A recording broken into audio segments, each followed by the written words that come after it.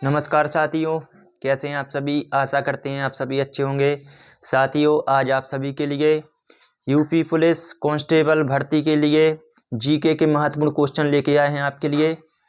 आज हम आपके लिए जैन धर्म के बारे में जानकारी देंगे। तो शुरुआत करते हैं। जैन धर्म की स्थापना किसने की? तो जैन धर्म की स्थापना की थी ऋषभदेव ने। किसने की थी? ऋषभदेव ने। ठीक है, ऋषभदेव ने कौन से धर्म की स्थापना की थी? जैन धर्म की स्थापना की थी। ठीक है, जैन धर्म की स्थापना किसने की थी? ऋषभदेव थी। जैन धर्म में कितने तीर्थंकर हुए हैं तो आपको पता होना चाहिए साथियों। 24 तीर्थंकर हुए हैं। कितने तीर्थंकर हुए हैं? 24 तीर्थंकर हुए हैं। ठीक है, पहले कौन से थे? पहले थे ऋषभदेव। पहले थे ऋषभदेव। इसके बाद आ जाता है साथियों मोस्ट जैसे 22 में कौन थे? तो 22 में थे अरिस्टनेमी। कौन थे? अरिस्टिनेमी। ठीक है, जो अरिस्टिनेमी थे वह कौन से तीर्थंकर थे? 22वें नंबर के। इसके अलावा 23 में तीर्थंकर कौन से थे साथियों? तो 23 में जो तीर्थंकर थे वो थे पार्श्वनाथ। क्या नाम था उनका? पार्श्वनाथ। ठीक है, यह जैन धर्म के 23वें तीर्थंकर होते हैं। और 24वें और अंतिम तीर्थंकर कौन होते हैं साथियों? तो वह होते हैं महावीर स्वामी। कौन होते हैं? महावीर स्वामी होते हैं। ठीक है, तो इस प्रकार से जैन धर्म में कुल कितने तीर्थंकर हुए? 24 तीर्थंकर हुए। पहले कौन से हैं? ऋषभदेव, दूसरे हैं अरिस्टनेमी, तीसरे हैं पार्श्वनाथ। और पहले ऋषभदेव हैं, 22 में अरिस्टनेमी है, 23 में पार्श्वनाथ हैं और 24वें महावीर स्वामी। अब इनके साथियों प्रतीक चिन्ह भी आ जाते हैं कि इनके प्रतीक क्या थे। तो प्रतीक ऋषभदेव का प्रतीक है वृषभ। क्या है साथियों? वृषभ है, यानी सांड इनका प्रतीक है। ठीक है, अरिस्टनेमी का प्रतीक क्या है? तो इनका प्रतीक है शंख। क्या है? अरिस्टनेमी का प्रतीक है शंख। पार्श्वनाथ का क्या है? तो पार्श्वनाथ का प्रतीक है सर्प फण। ठीक है, सर्प फण। ठीक है, जो सर्प फण है वो सर्प फण किनका प्रतीक है? पार्श्वनाथ का। और महावीर स्वामी का प्रतीक क्या है? इनका है सिंह। ठीक है, तो यह प्रतीक भी आ सकते हैं। अब इसके बाद आपको आगे जानकारी देते हैं कि जो 24 तीर्थंकर हुए इनमें स्थापना किसके द्वारा की गई थी? ऋषभदेव के द्वारा। यह संस्थापक हैं, इसके क्या हैं? संस्थापक हैं। ठीक है, जैन धर्म के संस्थापक कौन है? ऋषभदेव। लेकिन वास्तविक संस्थापक किनके लिए कहा जाता है? तो आपको जानकारी होना चाहिए कि वास्तविक जो संस्थापक हैं साथियों, वो वास्तविक संस्थापक हैं महावीर स्वामी। कौन है? महावीर स्वामी हैं। ठीक है, वास्तविक संस्थापक किन्हें माना जाता है? महावीर स्वामी के लिए वास्तविक संस्थापक माना जाता है। जैन धर्म के अनुसार 5 महाव्रत बताए गए हैं। कितने महाव्रत बताए गए? तो जैन धर्म में कितने महाव्रत बताए गए? जैन धर्म में 5 महाव्रत बताए गए हैं। कितने? 5 महाव्रत बताए गए हैं। तो पहला कौन सा है? पहला है सत्य है। ठीक है, दूसरा है अहिंसा। ठीक है, तीसरा क्या है? तीसरा है अपरिग्रह। और चौथा है अस्तेय। चौथा क्या है? अस्तेय। और 5वां कौन सा है? ब्रह्मचर्य। ठीक है, ब्रह्मचर्य। तो आपको जानकारी होना चाहिए, सत्य का मतलब हमेशा सत्य बोलना चाहिए। अहिंसा मतलब कभी भी लड़ाई झगड़ा नहीं करना चाहिए। ठीक है, तीसरा अपरिग्रह है। अपरिग्रह का मतलब होता है धन इकट्ठा नहीं करना चाहिए। अस्तेय का मतलब चोरी नहीं करना चाहिए। और ब्रह्मचर्य माने ब्रह्मचर्य के पालन से रहना चाहिए। तो ये जो 4 थे, पहला, दूसरा, तीसरा और चौथा, ये 4 जो महाव्रत हैं तो यह साथियों किसने चलाए थे? पार्श्वनाथ ने चलाए थे। और ये 5वां जो ब्रह्मचर्य है, इस ब्रह्मचर्य को किसने चलाया था साथियों? तो 5वें महाव्रत ब्रह्मचर्य को चलाया था महावीर स्वामी ने। ठीक है, तो आपको जानकारी अच्छी लग रही होगी। वीडियो को लाइक कर दें अगर अभी तक लाइक नहीं किया है, और स्क्रीनशॉट कर सकते हैं आप लोग। तो इस प्रकार से बारीकी से आप सभी के लिए एक एक करके यूपी पुलिस जो लगभग मोस्ट क्वेश्चन आते हैं उनके बारे में आपको जानकारी बताता रहूंगा। इसको अब साफ कर देते हैं साथियों।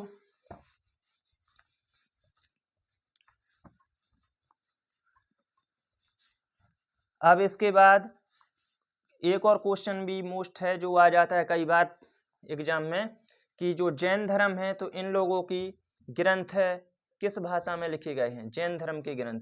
ठीक है, जैन ग्रंथ किस भाषा में लिखे गए हैं? तो जैन ग्रंथ लिखे गए हैं अर्धमागधी में। किस भाषा में लिखे गए साथियों?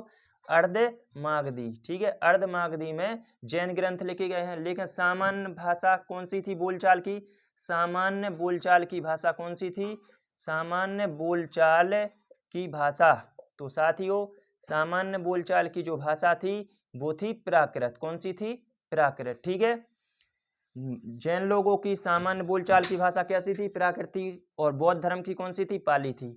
जैन ग्रंथ होते हैं वो किस भाषा में लिखे गए हैं? अर्धमागधी में लिखे गए हैं। ठीक है, और जैन ग्रंथों को क्या कहा जाता है? जैन ग्रंथों को क्या कहते हैं? तो जैन ग्रंथों को कहते हैं आगम। क्या कहते हैं साथियों? आगम कहते हैं। ठीक है, जैन ग्रंथों को क्या कहते हैं? तो जैन ग्रंथों के लिए कहते हैं साथियों आगम कहते हैं। इसके अलावा एक जैन ग्रंथ है जिसका नाम है भगवती सूत्र। क्या नाम है? भगवती सूत्र। तो भगवती सूत्र जो ग्रंथ है जैनियों का, तो इसमें 16 महाजनपदों का वर्णन किया गया है। उस समय पे कितने महाजनपदों में बटा हुआ था भारत? 16 महाजनपदों में बटा हुआ था। ठीक है साथियों, तो यह हमारे लिए कौन से ग्रंथ से जानकारी मिलती है? जो ग्रंथ है जैनों का भगवती सूत्र। भगवती सूत्र से जानकारी मिलती है कि उस समय पे हमारा भारत देश 16 महाजनपदों में बटा हुआ था। अगर बौद्ध धर्म की बात करते हैं तो बौद्ध धर्म में सूत्र पिटक था, और सूत्र पिटक का एक निकाय था अंगोत्तर निकाय। उसमें भी जानकारी मिलती है कि हमारा जो भारत देश था वह 16 महाजनपदों में बटा हुआ था। ठीक है, इसके अलावा एक चीज और अपन ध्यान रखेंगे कि बौद्ध धर्म से पुराना कौन सा धर्म है साथियों? तो वो है जैन धर्म। ठीक है, बौद्ध धर्म से भी पुराना धर्म कौन सा है? जैन धर्म है। ठीक है, लेकिन वर्तमान में संख्या किन की ज्यादा है भारत में? तो संख्या है बौद्ध की। बौद्ध धर्म की संख्या ज्यादा है और जैन धर्म की संख्या कम है। ठीक है साथियों, इसके अलावा आगे आपको बता दें कि जैन धर्म कर्मवाद और पुनर्जन्म में विश्वास रखता है। काय में? कर्मवाद एवं पुनर्जन्म। ठीक है, कर्मवाद एवं पुनर्जन्म में जैन धर्म क्या रखता है? भरोसा रखता है। ठीक है, और महावीर स्वामी बताते हैं कि हमारे पिछले जन्मों के पुण्य और पाप के फल के द्वारा ही हमारे लिए वर्तमान में उच्च और निम्न कुल में जन्म मिलता है। महावीर स्वामी क्या बताते हैं? पिछले जन्म के पुण्य एवं पाप के फल के द्वारा ही हमारे लिए वर्तमान में उच्च और निम्न कुल में क्या मिलता है? जन्म मिलता है। ठीक है, तो यह बहुत सारी जानकारी आपको ज्ञात होना चाहिए। इसके बाद साथियों और भी आपको जानकारी देते हैं। तो 2 जैन संगीतियां हुई थी। ठीक है, जैन संगीतियां यानी जैन बैठक। तो जैन संगीतियां, पहली जैन संगीति कब हुई थी? तो आपको पता होनी चाहिए। पहली हुई थी 300 ईसा पूर्व में। कब हुई थी? 300 ईसा पूर्व में। कहाँ पर हुई थी? पाटलिपुत्र में। कहाँ पर हुई थी? पाटलिपुत्र में। ठीक है, तो पहली जो जैन संगीति हुई थी फर्स्ट, वो हुई थी 300 ईसा पूर्व में, पाटलिपुत्र में हुई थी। किसके समय में हुई थी? तो स्थूल भद्र के समय में हुई थी। किसके समय में हुई थी? स्थूल भद्र के समय में हुई थी। और साथियों इसी में जो जैन धर्म है वह 2 संप्रदायों में बढ़ जाता है। कितने संप्रदाय में बढ़ जाता है? 2 संप्रदाय में बढ़ जाता है। ठीक है, पहला हो जाता है आपका दिगंबर और दूसरा हो जाता है आपका श्वेतांबर। कौन सा हो जाता है? श्वेतांबर। ठीक है, तो जो है आप देख पा रहे होंगे कि जो जैन धर्म है वह 2 संप्रदायों में बट गया है। दिगंबर और श्वेतांबर कौन सी जैन संगति में? पहली जैन संगति में बट गया। इसके बाद साथियों दूसरी जैन संगति हुई थी। दूसरी जैन संगति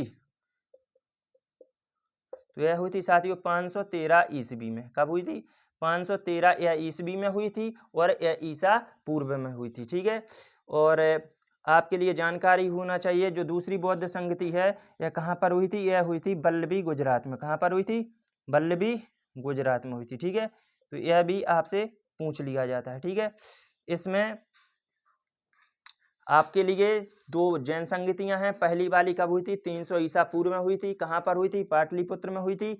इसमें स्थूलभद्र ने करवाई थी इस संगति को। इसमें जैन धर्म कितने संप्रदाय में बट गया था? 2, दिगंबर और श्वेतांबर। इसके बाद दूसरी जो जैन संगति है वह कब हुई थी? 513 ईस्वी में। और यह कहाँ पर हुई थी साथियों? तो यह हुई थी वल्लभी गुजरात में हुई थी। ठीक है, अब इसके बाद इसको आप लोग स्क्रीनशॉट कर सकते हैं। जैन धर्म के बारे में मैं बारीकी से आपके लिए एक एक करके सारे क्वेश्चनों को बताऊंगा लगभग, जो पेपर में आते हैं। इसके बाद आपको बता दें कि महावीर स्वामी है जो, तो महावीर स्वामी के बारे में अपन जानकारी पढ़ते हैं, क्योंकि इनसे संबंधित बहुत सारे क्वेश्चन बन जाते हैं। तो इनका जन्म कब हुआ था साथियों? तो इनका जन्म हुआ था 540, कब हुआ था? 540 ईसा पूर्व। 540 ईसा पूर्व कहाँ पर हुआ था? वैशाली के कुंडग्राम में हुआ था। कहाँ पर हुआ था? वैशाली के कुंडग्राम में हुआ था। ठीक है, वैशाली के कुंडग्राम में हुआ था। ठीक है, इनका जन्म हुआ था। इसके अलावा साथियों इनकी मृत्यु कब हुई थी? तो इनकी मृत्यु हुई थी 468 ईसा पूर्व में। ठीक है, 468 ईसा पूर्व में इनकी मृत्यु कहाँ पर हुई थी? पावापुरी में। कहाँ पर हुई थी? पावापुरी में, बिहार में। ठीक है साथियों, यह दोनों ही क्षेत्र कहाँ पड़ते हैं? बिहार में पड़ते हैं। तो इनका जन्म हुआ था 540 ईसा पूर्व वैशाली के कुंडग्राम में, मृत्यु हुई थी 468 ईसा पूर्व पावापुरी बिहार में। ठीक है, जो महावीर थे, महावीर के पिता का क्या नाम था? तो महावीर के पिता का नाम था सिद्धार्थ। क्या नाम था? सिद्धार्थ। ठीक है, यह क्षत्रिय कुल के थे। कौन से कुल के थे साथियों? यह क्षत्रिय कुल के थे। ठीक है, इनकी माता का क्या नाम था? तो माता का नाम था महावीर की त्रिशला। क्या नाम था? महावीर की माता का नाम था त्रिशला, जो कि लिच्छवी के शासक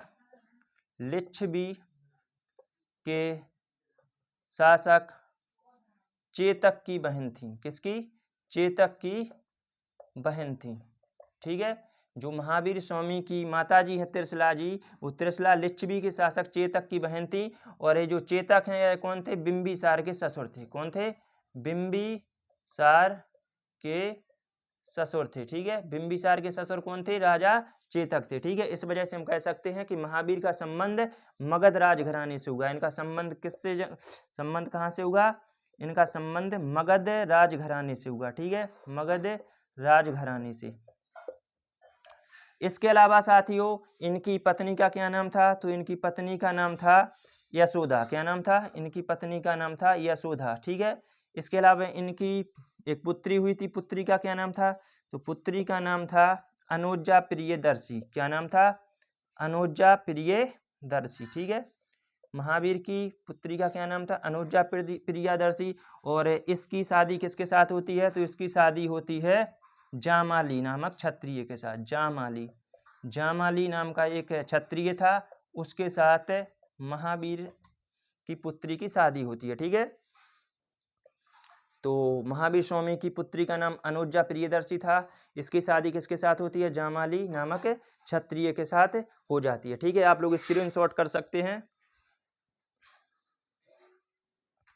जानकारी अच्छी लग रही है तो जानकारी के लिए ज़्यादा से ज़्यादा लोगों के लिए शेयर ज़रूर करें, और एक एक करके आप लोग इसको नोट्स में ज़रूर बनाते चलें।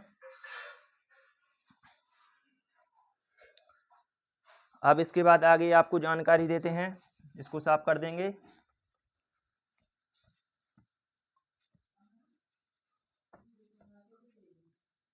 जो महावीर स्वामी थे इन्होंने घर कब त्याग किया था? तो घर का त्याग किया था इन्होंने साथियों, घर का त्याग 30 वर्ष की अवस्था में कर दिया था। ठीक है, 30 वर्ष की अवस्था में इन्होंने घर का त्याग कर दिया था। और 12 वर्ष की कठिन तपस्या के बाद इन्होंने तपस्या कितनी की? 12 वर्ष की कठिन तपस्या की। ठीक है, 12 वर्ष की कठिन तपस्या के बाद, ठीक है, 12 वर्ष की कठिन तपस्या के बाद 42 वर्ष की अवस्था में, 42 वर्ष की अवस्था में इनको कैवल्य प्राप्त हुआ। क्या प्राप्त हुआ? इनको कैवल्य प्राप्त हुआ। ठीक है, कैवल्य प्राप्त हुआ। जैन धर्म में कैवल्य को क्या बोलते हैं? ज्ञान। कैवल्य को क्या बोलते हैं? कैवल्य को बोलते हैं ज्ञान बोलते हैं। ठीक है ना, ज्ञान की प्राप्ति कब हुई थी? 12 वर्ष की कठिन तपस्या के बाद 42 वर्ष में। ठीक है, 42 वर्ष की अवस्था में महावीर स्वामी को कैवल्य प्राप्त हुआ था। कहाँ पर हुआ था? साल वृक्ष के नीचे। ठीक है, एक नदी है ऋजुपालिका नदी, ऋजुपालिका नदी के तट पर साल वृक्ष के नीचे। ठीक है, कौन सा वृक्ष था? साल वृक्ष के नीचे इन्हें कैवल्य प्राप्त होता है। ठीक है, ऋजुपालिका नदी थी, साल वृक्ष था और उसी के नीचे महावीर स्वामी के लिए क्या हो जाता है, कैवल्य प्राप्त हो जाता है। कैवल्य यानी ज्ञान की प्राप्ति हो जाती है। ठीक है साथियों, इसके अलावा जैन धर्म में सर्वाधिक जो साधारण बोलचाल की भाषा थी वो कौन सी थी, तो वो प्राकृत थी। ठीक है, और इनके जो ग्रंथ लिखे गए हैं वो किस भाषा में लिखे गए हैं साथियों, तो अर्धमागधी में ग्रंथ लिखे गए हैं। और इनके त्रिरत्न में आ जाते हैं जैन धर्म के त्रिरत्न, जैन धर्म के त्रिरत्न। तो जैन धर्म के त्रिरत्न कौन थे, सम्यक ज्ञान, सम्यक दर्शन, सम्यक